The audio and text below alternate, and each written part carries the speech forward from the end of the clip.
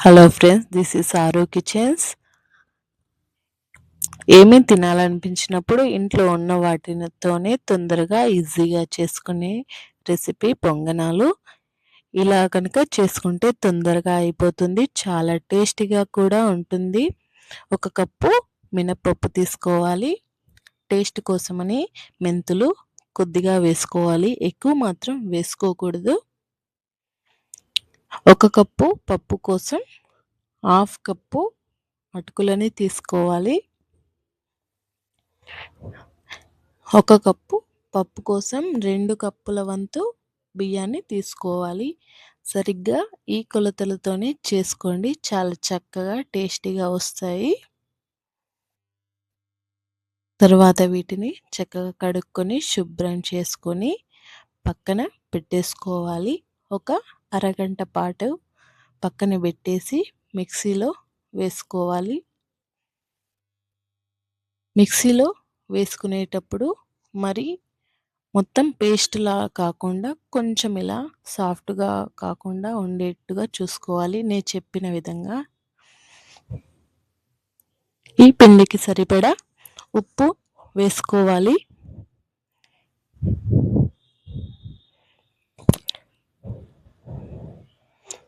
పిండి మాత్రం మరి లూజ్‌గా ఉండకూడదు, వీడియోలో చూపించే విధంగానే ఉండాలి. ఇక పొంగనాలు డైరెక్ట్ వేసుకోవడమే. ఇంట్లో తొందరగా చిటికెలో అవ్వాలంటే ఇలా సింపుల్గా చేసుకుంటేనే తొందరగా అవుతుంది ఫ్రెండ్స్. తప్పకుండా ఇలా ట్రై చేయండి. ఇలా పొంగనాలు వేసుకోవాలి.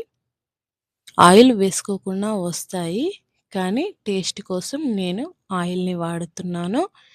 మీకు నచ్చకపోతే ఆయిల్ని వాడకండి. ఆ తర్వాత నేనిప్పుడు చూపించిన విధంగా పిండి కలుపుకున్నారు కదా, ఆ పిండిని ఇలా వేసుకోండి.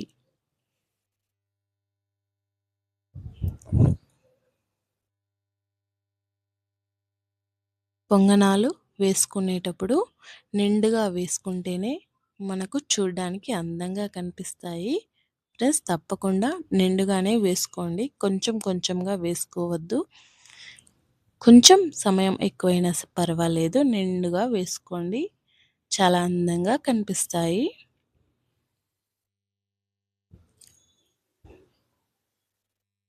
చూస్తున్నారుగా ఎలా వేస్తున్నానో.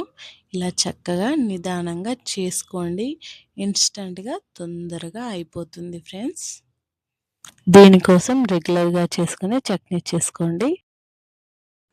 ఇలా నిండుగా పూర్తిగా వేసుకున్న తర్వాత మూత పెట్టేసేయండి, పెడితే చాలా చక్కగా ఉడుకుతాయి. ఇంతే ఫ్రెండ్స్, అయిపోయాయి పొంగనాలు వేయడం. మీరు చూసారుగా. ఈ వీడియో కనుక నచ్చినట్లయితే తప్పకుండా మా వీడియోని లైక్ చేయండి, షేర్ చేయండి, రెసిపీ చేశాక కామెంట్ చేయండి.